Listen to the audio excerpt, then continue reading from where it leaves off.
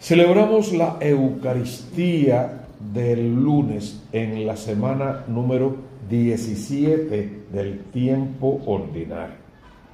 Pero hoy es la fiesta de San Ignacio de Loyola. Comenzamos bien nuestra Eucaristía pidiéndole al Señor que coloque en nuestros corazones aquellos sentimientos que había en el corazón de Ignacio. Claro, en la perfección de esos sentimientos a lo largo de su vida.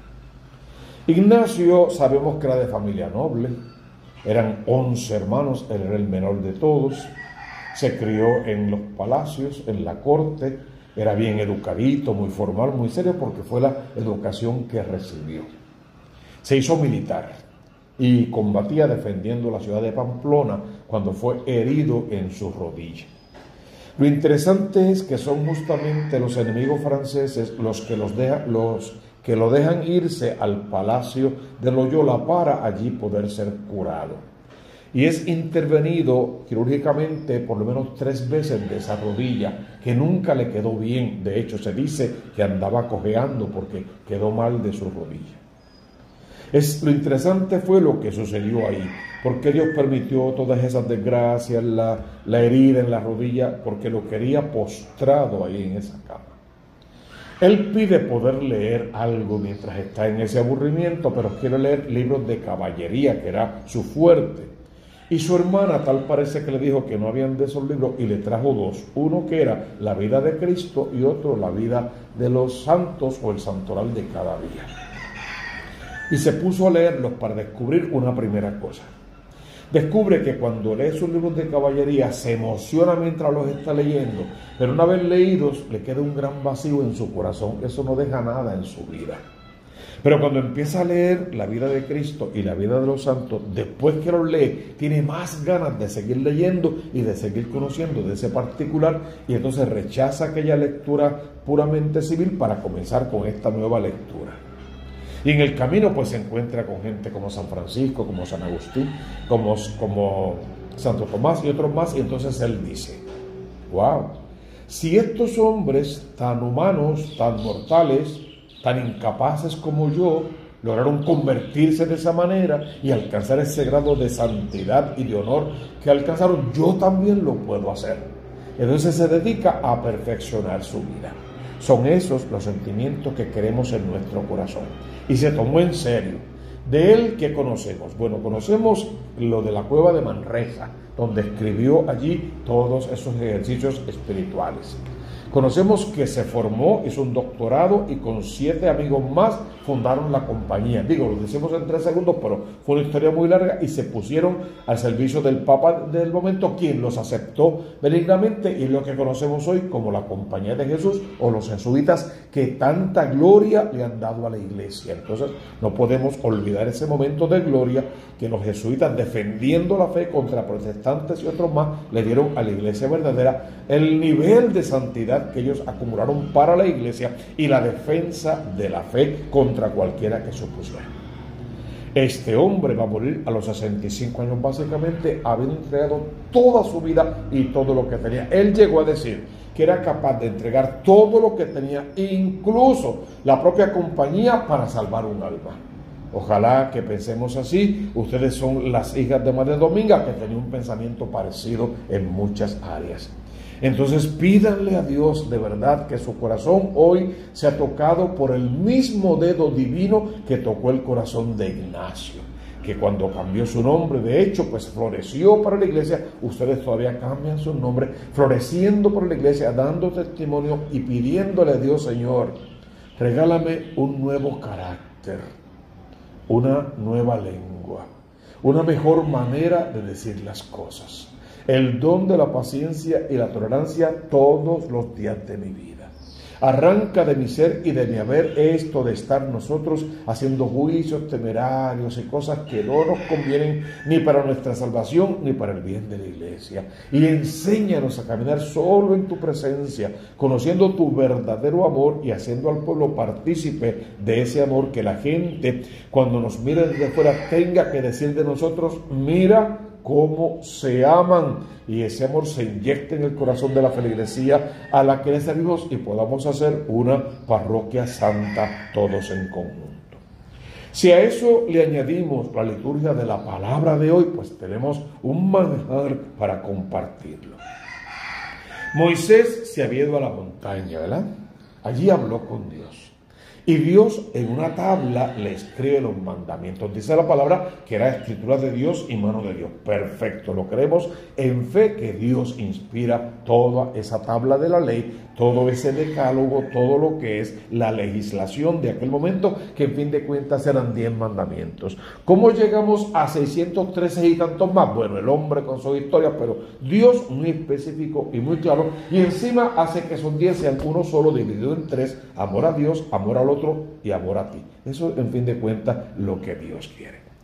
Luego el pueblo que está bajo con el sacerdote Aarón, hermano de Moisés, a quien Dios mismo elige para ese puesto de sacerdote, se desespera y se encuentra con ese pueblo desesperado, duro de cerviz, que es una de las mayores quejas que Dios tiene contra el pueblo. Y el pueblo empieza a convencer a Aarón y Aarón se deja convencer. Mira que Moisés se fue, lleva mucho tiempo, no llega, nos ha abandonado, ¿qué hacemos? Bueno, lo que narra hoy la historia es cuando Moisés va bajando del campamento y escucha aquel tropel, aquel ruido, aquel bullicio y piensan que son acciones de guerra. Él sigue afinando su oído y se da cuenta que son cánticos. Y como que cánticos de alabanza, como que cánticos a un Dios. Y cuando se acerca, ¿qué es lo que ve? Un becerro de oro y aquella gente adorando al becerro de oro. Según lo cuenta la palabra, del coraje que le dio, le metió las tablas contra el suelo y las rompió. Ahí se parece un poquito a nosotros de vez en cuando perdemos la tabla también. La rompió contra el suelo. Cogió el becerro, lo metió en el fuego, lo hizo polvo, lo echó en el agua y se lo dio a beber. O sea que el hombre estaba realmente enfurecido. Cuando uno lee eso, no puede verlo desde los sentimientos humanos, furor, coraje, odio, rencor, venganza, porque entonces es demasiado pecaminoso. Es más bien indignación. Tan rápido un pueblo puede perder la fe. Pero si había que indignarse contra el pueblo, mucho más contra Aarón, que era el sacerdote, el que estaba encargado de la comunicación con Dios. Y lo que Aarón dijo era para echarlo al fuego a él también, hacerlo polvo también y bebérselo del coraje. Miren lo que dice Aarón. Pero perdóname, mi Señor, porque no fui yo. Tú sabes, tú me conoces a mí. Yo no fui. Fue ese pueblo cabeciduro, pervertido. Se empezaron a quejar, querían un Dios, y yo para responderle le pedí que me dieran el oro. Eché el oro en el fuego y salió ese becerro. Por favor, sabemos que no fue así. Eso es un sinvergüenza, con una excusa, echándole la culpa a otros. Mientras hagamos eso, buscaremos culpables, los encontraremos y no podremos avanzar en la fe de ninguna manera. Aarón actuó como un cobarde, como un miserable, un sacerdote de quinta, fracasó en todo, falló en todo. Y entonces, todavía con todo y eso, Moisés, en lugar de cogerlo por las patas y meterle contra la pared, le expresa compasión y misericordia. Déjame ver cómo yo arreglo esto. Voy a subir otra vez a hablar con Dios. La propuesta de Moisés es la que tiene que quedar en nuestros corazones. Señor, mire ese pueblo. Bendito Señor. Bueno, no dijo bendito, pero yo creo que sí. Bendito Señor ese pueblo. Tú sabes cómo son. Fíjate. Si tú quieres para salvar ese pueblo, bórrame a mí de tu libro de la vida. Wow. Eso es un Mesías. Eso es un Cristo. Ese es el llamado que tenemos tú y yo. Bórrame a mí, no los castigues a ellos, bendito, perdónalos, mi hermano es medio torpe, ellos son cabeciduros, bórrame a mí del libro de la vida. Y Dios le dice, sí, yo voy a borrar del libro de la vida a quien se merezca ser borrado, a quien haya pecado, lo voy a borrar. Por el momento voy a dejar las cosas así, pero en su momento, dice la palabra, verán mi venganza. Es la forma humana de explicar a Dios, no tenemos otra. En lo que va bien quiere decir, en su tiempo, verán la justicia de Dios. ¿Cuál es la justicia de Dios? A cada uno según lo que cada uno merece. Y ahí uno tiene que detenerse, Señor. Y si yo me muero esta noche, ¿qué es lo que yo merezco según he vivido este último mes, esta última semana, este último día? ¿Qué es lo que yo merezco? ¿Qué yo he hecho con un pueblo y por un pueblo testarudo? Yo he sido un sacerdote por el sacramento del bautismo que ha llevado al pueblo a Dios. O yo he apartado a la gente de Dios, mi conducta, mis palabras, mis acciones, mi mentira, mi doble vida, mi falsa de fe, mi falsa humildad. Yo he acercado o he apartado al pueblo santo de Dios. Y Dios quiere responderte esas preguntas en el Evangelio que hemos leído hoy, que ya lo leímos unos domingos atrás, 2 domingos atrás, venimos con las 7 parábolas del discurso de parábolas del Evangelio según San Mateo. Mira, eso es bien fácil. Vas a tomar esas 2 parábolas, que son 7, pero 2 nada más hoy, y las pones al revés. Vamos a ver la segunda primero. Una mujer toma una medida de harina, 3 medidas de harina, y le echa un poquito de levadura. Y esa levadura fermenta toda la masa. Con esa masa que hacemos un rico pan. Y hoy día, ¿qué hacemos con ese pan? Cuerpo y sangre de Cristo. Pues, ¿qué dice ahí? Si yo me muero esta noche, ¿me salvo o me condeno? Las 3 medidas de mi cuerpo, las 3 medidas de harina de mi cuerpo, mi alma y mi espíritu. Con mi cuerpo, mi mente, si quieres, con mi alma, todas sus facultades, y con mi espíritu, el dínamo. Las 3 medidas, lo que forman mi yo, está fermentado con el amor de Dios y desde el amor de Dios. O yo soy contrario al amor de Dios por mis falsos criterios. Y si estoy fermentado, de verdad, yo soy como el granito de mostaza, el más chiquito, pero bien plantado en el lugar correcto, un arbusto que puede ser visto, que es, la gente de verdad lo admira por cómo crece y por el fruto que da.